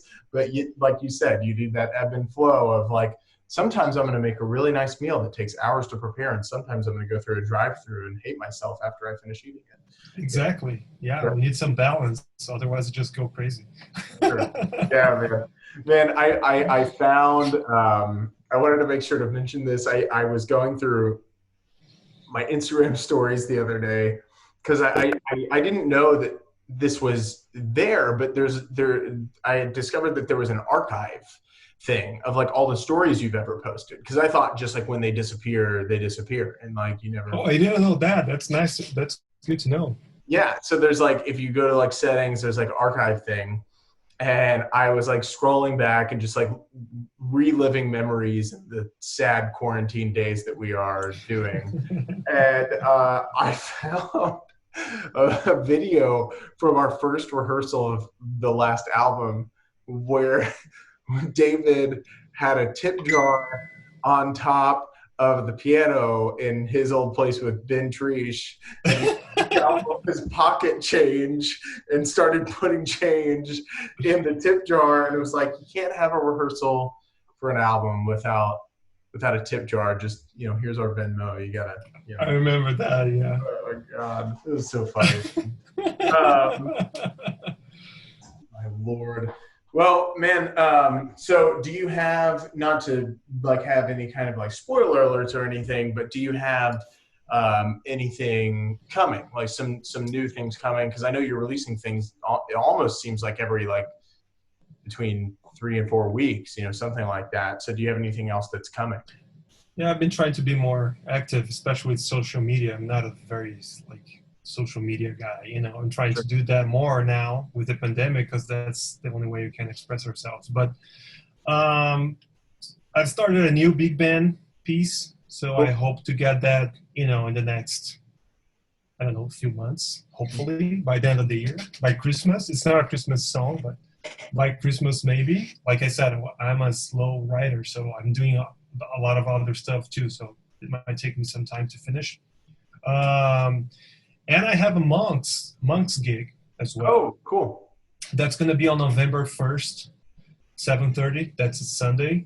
Okay. And I'm going to, like you're saying, sometimes we just need to play some tunes, Yeah. So I'm just going to do that, and it's going to be all Brazilian standards. It's a cool. concert that I put together named Brazilian Jazz Beyond Tom Jobim. Okay. So we're now playing any Jobim tunes, because Jobim was so popular, especially in the United States, that sometimes a lot of other composers who deserve some attention, they don't get featured whatsoever. So I decided to put this concert with basically standards, Brazilian standards, but just not Tom Jobim's tunes. Sure. So I'm looking forward to that. It's going to be on the 1st, November 1st, 7:30. Mox Jazz going to be live streamed, recorded like usual, as usual. It's going to be with Matt Maldonado on saxophone, Marco on guitar, and Dan Bradshaw on bass. It's going to be a quartet. It's going to be Fabio Augustinis quartet. Yeah. So you gonna play Girl from Ipanema? No, sorry, not this time. Man, I want Girl from Ipanema and Corcovado, Can you play? The analogy for like Girl from Ipanema would be New York. Oh, yeah. That would be kind of the same, I have to assume, man. Man, I remember like at the beginning of whenever I started doing like vintage stuff, and for those of the people who don't know, Vintage 15 is a band that I became associated with once I first got to Austin, and then started playing a lot of gigs with, and then ended up taking over that band. And while it's still my band, it's just one of the projects between Vintage 15 and Christian Wiggs Big Band and such. But I remember I was like, oh yes, like all these tunes, I'm so excited to be playing them. Way You Look Tonight, Ain't That a Kick in the Head, New York, I've Got You Under My Skin. And now it's like I need to take a shot before each time I sing one of those tunes. I mean, those are great tunes. It's just a matter that they get, played so much over time. Yeah, and it sucks too, because like I don't want to make you guys, like, I don't know if you noticed, but every single time that I have to call, man, it's been so long. I used to have all the numbers memorized in the book of what number the tune was, and right. And now it's been so long since I've looked at the book since we've had a gig, but I think it's like number 15 or number 16. I would turn around to the band and I'd go, I'm so sorry. And people would go, ugh, and they'd flip right to In the Mood. I didn't even have to say what the tune was. It was just like, I'm so sorry. So, but yeah, and I mean, you're right. They are great tunes. And I mean, like, there is not a single thing wrong with Nelson Riddle arrangements. Like those are amazing. But you're right. That's why, I've been having several folks, including Thomas, like write this new big band book of the Christian Wiggs big band, because it's stuff like human nature and, like the Rich DeRosa, everybody wants to rule the world. And Thomas just wrote this, in the middle of quarantine, wrote me a big band chart of one that he has been begging to write for a while, which is You Go to My Head, which is like his favorite, one of his favorite ballads. So, but like those just feel, I don't know, there's something about, certainly old arrangements should not be felt as a museum piece, because if we felt that way, then, it would be diminishing to all the people who came before us. But obviously there's something to be said about just doing new original works on old tunes, whether it's original tunes or it's just new arrangements, Right. It's just a matter of balance again. You don't want to be playing the same thing for 50 years. You're going to sometimes change that, for a while. And sometimes you want to return to those. Probably after you play all these new arrangements for a while, you're going to return to those, old arrangements and play them again and enjoy playing them again. Right. But it's, I feel you. Yeah. And then to plug, I want to make sure to plug Sunrise as well too, because that's right. Yeah. I hope I'm not misspeaking. Is that your first full length under your name as a band leader of original compositions? Yeah, that's the first and only so far. That's the first one, and that was as interesting project as well, because I had to write a whole album of original songs to record as part of my master's degree. So that was one of the final projects I had to submit in order to graduate as a master student. So it's like you have to write all these tunes, record, put together a group, rehearse, record, produce an album, and submit the final product to the committee, so you can graduate. That was part of it, part of the whole degree. So I was like, I need to write this, and it needs to be this spring in this amount of time, and rehearse the band and record. So it was very intense, because I had to submit that with the deadline. It was a school thing, it was an assignment basically that I had to get done. But yeah, that was the first one and only album as a whole. Well, I remember as a joke, whenever we went in, because we recorded, I think, what was it? It was like June 26th, June 23rd, something like that. When we went in, we recorded David's record. And I should say you guys recorded the record, and I was a guest on one, and me and Matt were a guest on one. But I remember going in and recording that. And then also whenever we went in the very next month, like 3-4 weeks later, and we recorded Between Love and Fascination, we all, obviously you were the superior, most veteran recording member, having like 25 now recording credits on records. And we were all just like, are you so excited? Like first time in the studio, very excited. Just like being assholes.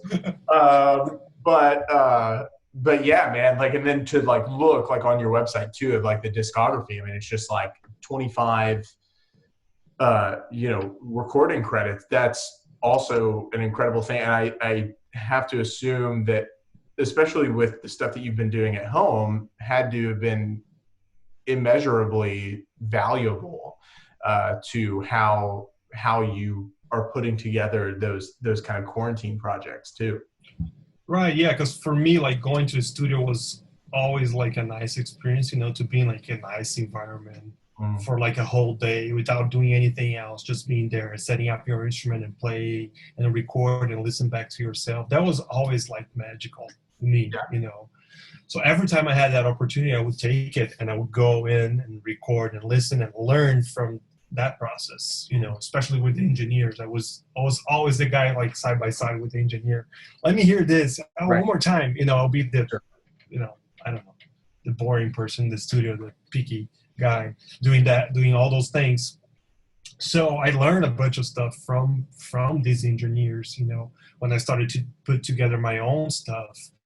I was like, okay, so I know I can't do this. It's better if I do this that way, just because this and that. So I had some experience to add, when I started developing my own projects as a engineer, as well as as a person who would have to mix and edit audio and do all this stuff.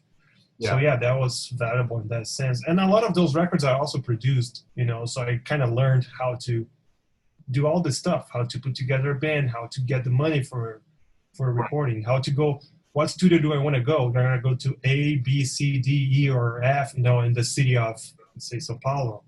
And I would call, get quotes, visit the studio, see the room. Oh, this room sounds like this. That room sounds like that. So I want to record here because of this. Oh, this one has a better piano. The piano is important in this recording, so I'm going to record it here. Yeah. All those things, I was having the experience before I was doing my own thing. Yeah. And that was valuable. Yeah. It's amazing how much that perspective,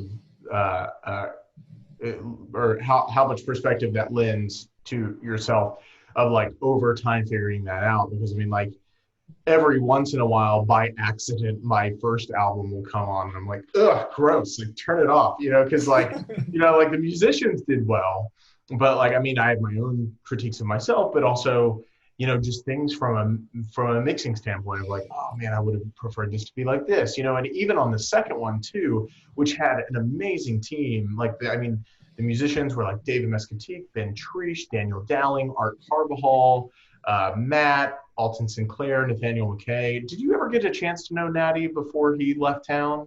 No. The trumpet player, man, he's so great. He's off in California now. He got a military band gig in the Air Force, and so moved out over there. But really, really great player. I mean, his improvisation is really great. But and then it had Charlie Kramsky, right? And it had Nick Landis, the guys who did my mixing mastering for both my second and my third.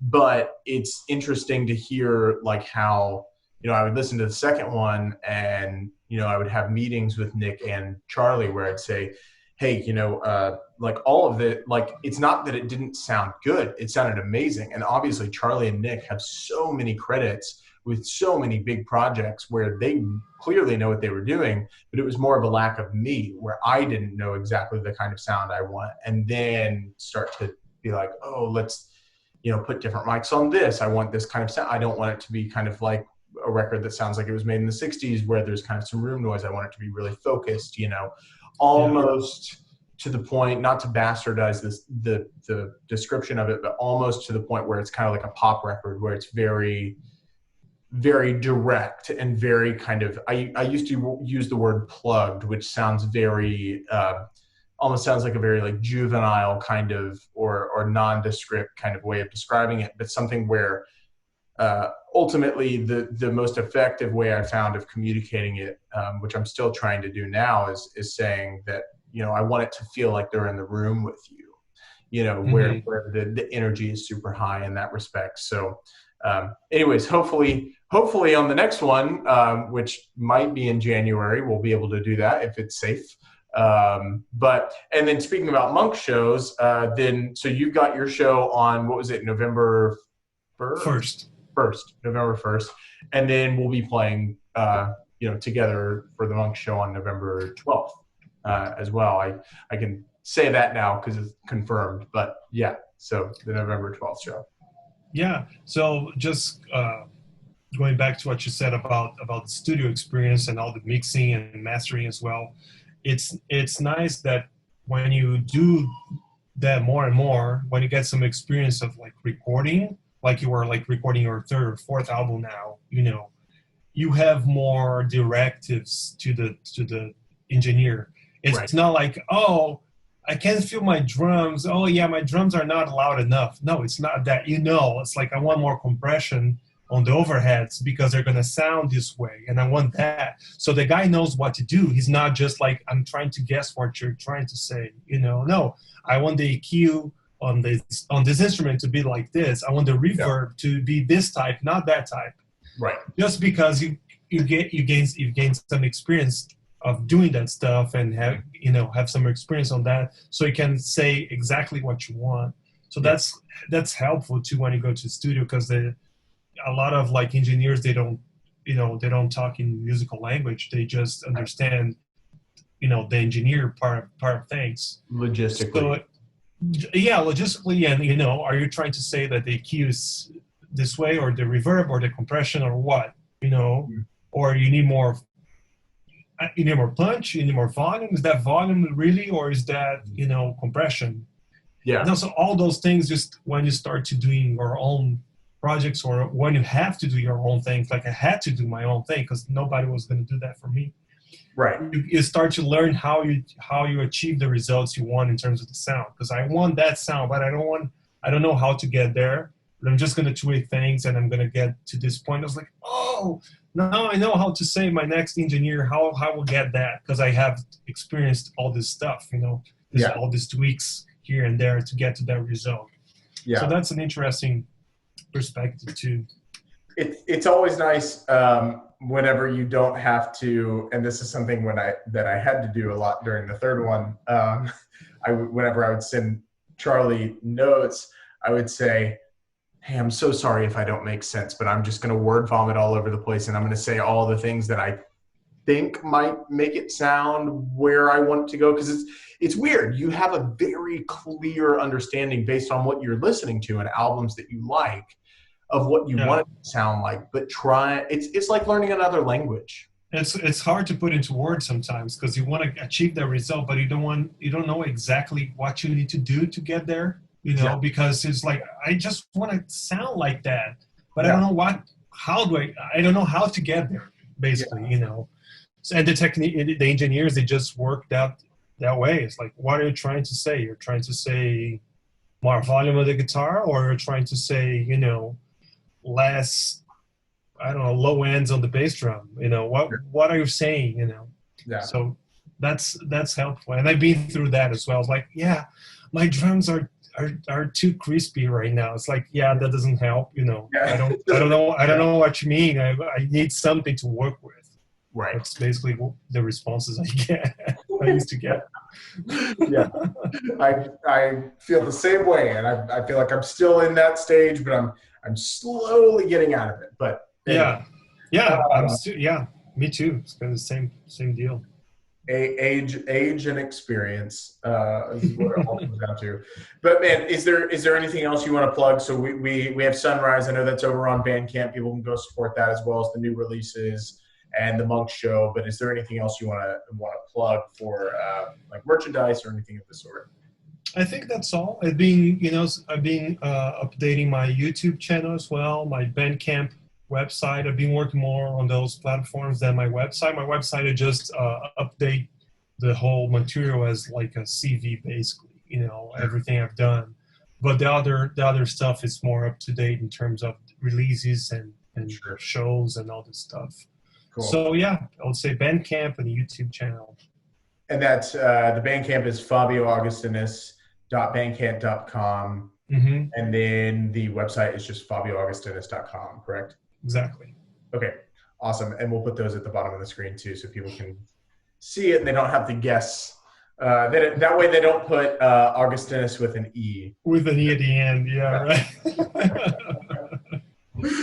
All right, man. Well, man, it's been so good. I mean, I've seen you obviously in the past like couple weeks, just like doing different projects of those virtual kind of recordings, but it's so good to just be able to relax and not have to play music all the time and just talk and not start in 5 minutes because you're late, yeah.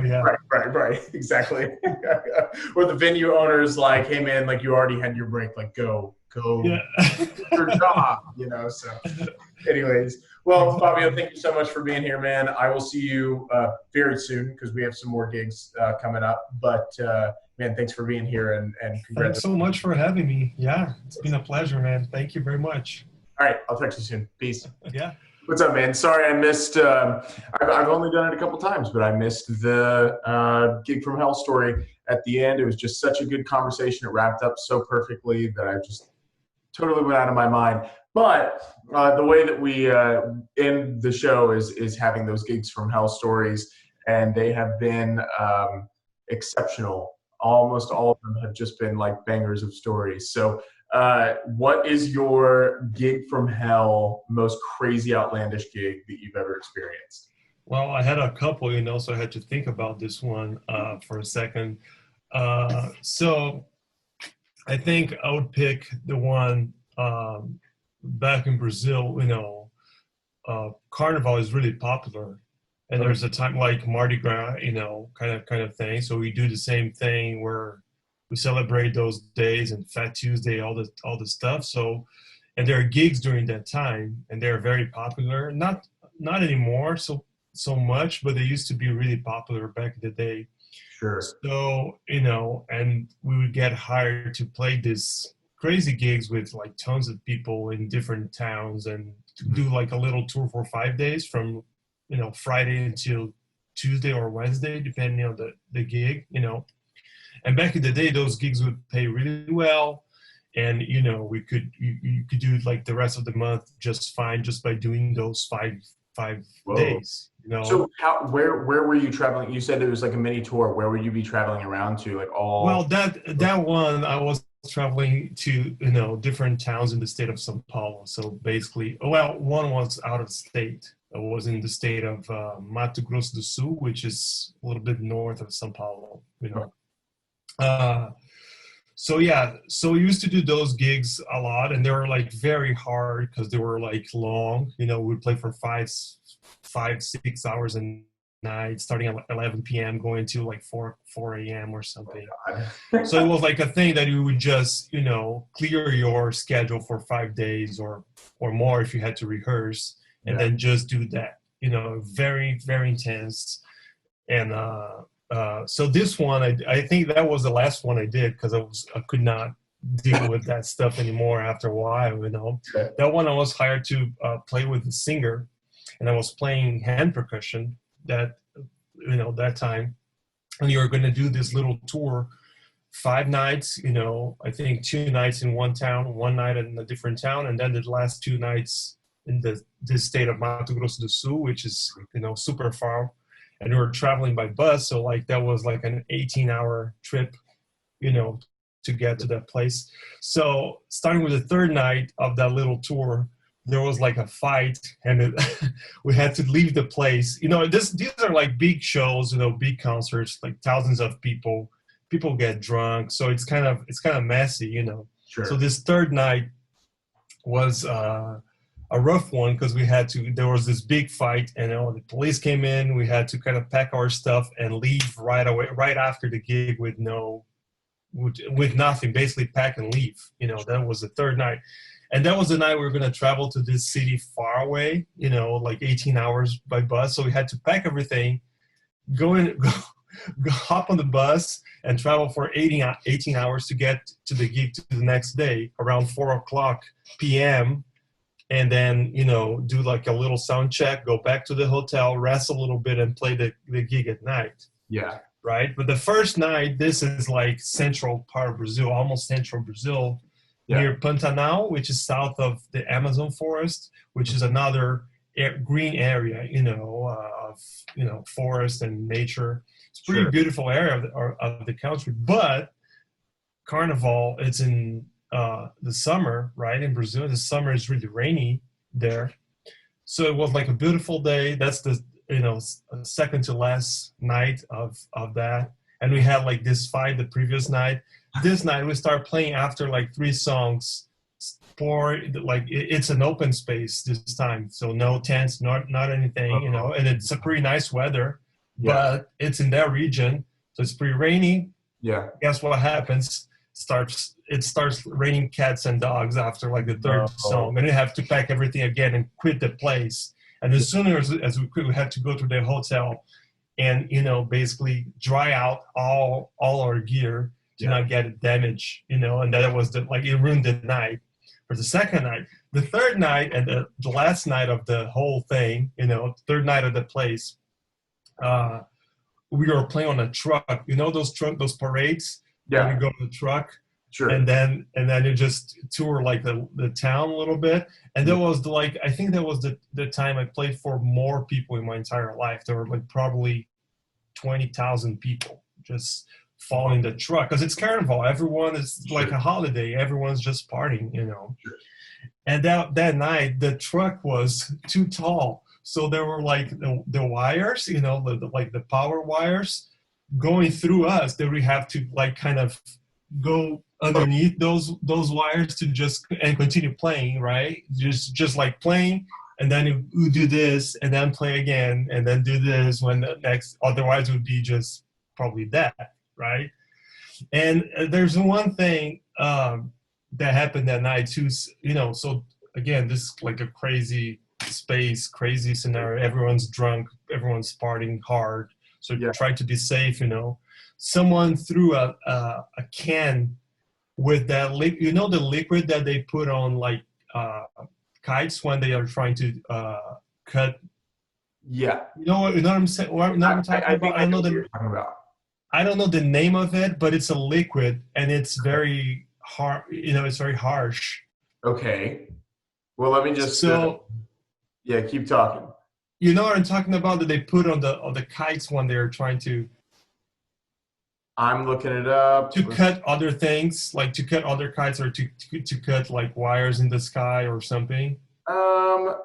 It says liquid force kiteboarding reinforcement.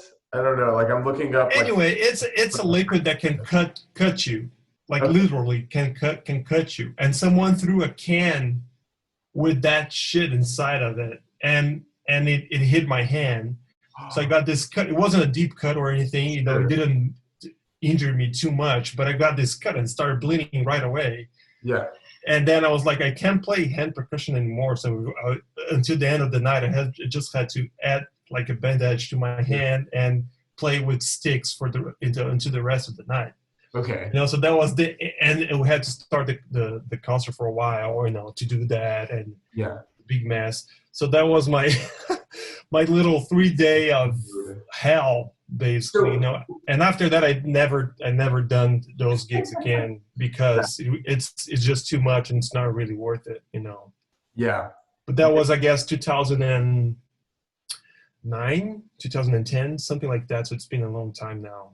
When you said on the third night that a fight broke out and like you had to pack up all your gear and just like immediately leave, like, are we talking like a huge just brawl between all kinds of like every person in the bar or in the venue? No, it wasn't a bar. It wasn't like an open, let's say, like a park or something. Okay.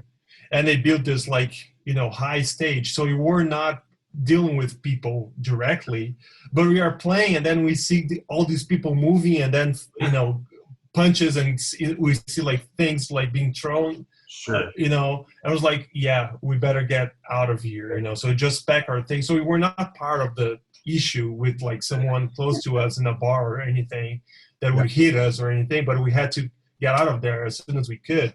You know, with the whole situation, because I think that was a public space too, so they had to call the police to come in and just, you know, do something about the fight, but we had to get out of there right away. That was the third night. The first 2 nights were okay, we're fine, you know. The third night that happened, the fourth night was the rain, that we just had to, you know, we just got the opportunity to play 3 tunes maybe, and then we had to pack everything. Everything was wet. And then the fifth night was the can story and the wires that we had to go. I was like, no, I'm not doing this anymore. You know, this is the last time. No matter how well I get paid, I'm not doing those. Especially because it's a party time, so everyone goes nuts. You know, so you can't have some security. You can have, you know, personnel helping you and all the, you know, everything you can do, but still, it's like no man's land for a while, you know, for like those 5 days. It's like people go crazy. So yeah, that's my story right there. You know, literally blood, sweat, and tears for those 3 days. Yeah, and I had done like some Carnival gigs before that, you know, with like different people. And they were like fine. It's super tiring too, because there were like 5 nights. Sometimes we played during the day as well, like twice, you know, maybe 2 or 3 days we played during the day. So you have like 8 gigs or something. They're really long and really demanding physically. Sure. But, you know, kind of worth it for that time, because you got like, pay was good at the time. But still, yeah, the last one was like, okay, I'm done with this business. Sure. Like I'd rather work an entire month for the same amount of work. Yeah, because it's just too much in 1 week. It's a crazy week, and after that you have literally to rest. You need to rest like for 2 days or something, because it's so intense, and it's so demanding physically. And the music isn't good usually. That's the thing too. You just play with somebody else who's just write, or just play cover tunes, like pop tunes, and not good music. So you have to deal with that as well. Yeah. Besides the whole situation, Right. It's soul sucking. You're just like, oh God, like. I need the worst people, the worst music, the worst experiences, the worst weather. Yeah. So I guess that was the worst gig I've ever had. Yeah. Well, we're still young, so after the pandemic, we'll make sure to try to get a contender to that story and have a worse gig very soon. I don't want that. Yeah, I don't want to do that. You can imagine that was like 10 years ago. I don't know if those gigs still exist. No, I know with the pandemic they don't, but I'm sure like Carnival gigs still exist, but maybe not in the same format right now. With the economics, everything changed. So I don't know those 10 years, how things are. Crazy, man. Yeah, but it was really intense. Yeah. Well, man, thank you for coming back on. Sorry I forgot about it the first time, but thank you for coming back on and telling the story, and we'll get it out tonight. Yeah, my pleasure, man. Thanks for having me. Of course. See you soon. It's been fun. Yeah, man. Take care.